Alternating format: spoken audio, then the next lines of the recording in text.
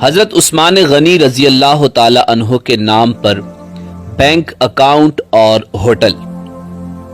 کیا آپ کو معلوم ہے کہ سعودی عرب کے ایک بینک میں خلیفہ سوم حضرت عثمان بن عفان رضی اللہ تعالی عنہ کا آج بھی کرنٹ اکاؤنٹ موجود ہے؟ یہ جان کر آپ کو حیرت ہوگی کہ مدینہ منورہ کی میونسپلٹی میں سیدنا عثمان بن عفان رضی اللہ تعالی عنہ کے نام پر باقاعدہ جائیداد رجسٹرڈ ہے اور آج بھی حضرت عثمان رضی اللہ تعالی عنہ کے نام پر بجلی اور پانی کا بل آتا ہے۔ نبوت کے 13ویں سال جب مسلمان ہجرت کر کے مدینہ منورہ پہنچے تو وہاں پینے کے پانی کی شدید قلت تھی۔ مدینہ منورہ میں ایک یہودی کا کنواں تھا جو مسلمانوں کو پانی مہنگے داموں فروخت کرتا۔ اس کنویں کا نام بیر روما یعنی روما کا کنواں تھا۔ وہاں ان حالات سے پریشان ہو کر مسلمانوں نے رسول کائنات صلی اللہ علیہ وسلم سے شکایت کی اور اپنی پریشانی سے آگاہ کیا تو اللہ کے نبی حضرت محمد مصطفیٰ صلی اللہ علیہ وسلم نے فرمایا، کون ہے جو یہ کنواں خریدے اور مسلمانوں کے لیے وقف کر دے؟ ایسا کرنے پر اللہ تعالیٰ اسے جنت میں چشمہ عطا کرے گا۔ حضرت عثمان بن عفان رضی اللہ تعالی عنہ اس یہودی کے پاس گئے اور کنواں خریدنے کی خواہش کا اظہار کیا۔ کنواں چونکہ منافع بخش آمدنی کا ذریعہ تھا اس لیے یہودی نے اسے فروخت کرنے سے انکار کر دیا۔ حضرت عثمان رضی اللہ تعالی عنہ نے یہ تدبیر کی کہ یہودی سے کہا، پورا کنواں نہ صحیح، آدھا کنواں مجھے فروخت کر دو۔ آدھا کنواں فروخت کرنے پر ایک دن کنویں کا پانی تمہارا ہوگا اور دوسرے دن میرا ہوگا۔ یہودی ان کی اس پیشکش پر لالچ میں آ گیا۔ اس نے سوچا کہ حضرت عثمان رضی اللہ تعالی عنہ اپنے دن میں پانی مہنگے داموں فروخت کریں گے، اس طرح اسے زیادہ منافع کمانے کا موقع مل جائے گا۔ چنانچہ اس نے آدھا کنواں حضرت عثمان رضی اللہ تعالی عنہ کو فروخت کر دیا۔ سیدنا عثمان غنی رضی اللہ تعالی عنہ نے وہ کنواں اللہ کی رضا کے لیے وقف کر کے اپنے دن مسلمانوں کو کنویں سے مفت پانی حاصل کرنے کی اجازت دے دی۔ لوگ حضرت عثمان غنی رضی اللہ تعالی عنہ کے دن مفت پانی حاصل کرتے اور اگلے دن کے لیے بھی ذخیرہ کر لیتے۔ یہودی کے دن کوئی بھی شخص پانی خریدنے نہیں آتا۔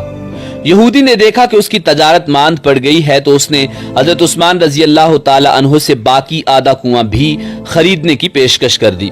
اس پر حضرت عثمان رضی اللہ تعالی عنہ راضی ہو گئے اور کم و بیش 35,000 درہم میں پورا کنواں خرید کر مسلمانوں کے لیے وقف کر دیا۔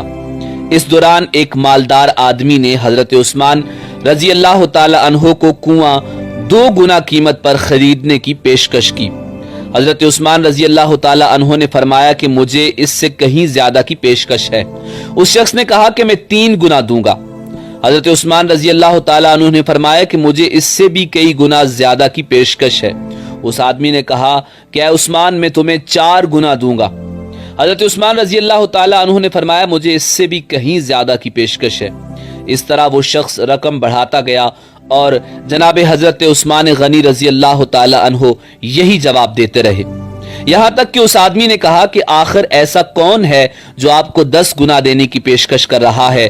تو اس پر سیدنا عثمان رضی اللہ تعالی عنہ نے فرمایا کہ میرا رب مجھے ایک نیکی پر 10 گنا اجر دینے کی پیشکش کرتا ہے۔ وقت گزرتا گیا اور یہ کنواں مسلمانوں کو سیراب کرتا رہا، یہاں تک کہ عثمان غنی رضی اللہ تعالی عنہ کے دور خلافت میں اس کنویں کے ارد گرد کھجوروں کا باغ بن گیا اور اسی دور میں ہی اس باغ کی دیکھ بھال بھی شروع ہو گئی۔ بعد ازاں آل سعود کے عہد میں اس باغ میں کھجور کے درختوں کی تعداد تقریباً 1550 ہو گئی۔ حکومت وقت نے اس باغ کے گرد 4 دیواری بنوائی اور یہ جگہ میونسپلٹی میں حضرت عثمان بن عفان رضی اللہ تعالی عنہ کے نام پر رجسٹرڈ کر دی گئی۔ وزارت زراعت یہاں کی کھجوریں بازار میں فروخت کرتی اور اس سے حاصل ہونے والی آمدنی سیدنا عثمان بن عفان رضی اللہ تعالی عنہ کے نام پر بینک میں جمع کرواتی رہی۔ چلتے چلتے یہاں تک اس اکاؤنٹ میں اتنی رقم جمع ہو گئی کہ مدینہ منورہ کے مرکزی علاقہ میں اس باغ کی آمدنی سے ایک کشادہ پلاٹ خریدا گیا جہاں ہوٹل عثمان بن عفان رضی اللہ تعالی عنہ کے نام سے ایک رہائشی ہوٹل تعمیر کیا جانے لگا۔ اس رہائشی ہوٹل سے سالانہ 50 ملین ریال آمدنی متوقع ہے، جس کا آدھا حصہ غریبوں اور مسکینوں کی کفالت اور باقی آدھا حصہ حضرت عثمان بن عفان رضی اللہ تعالی عنہ کے بینک اکاؤنٹ میں جمع ہوگا۔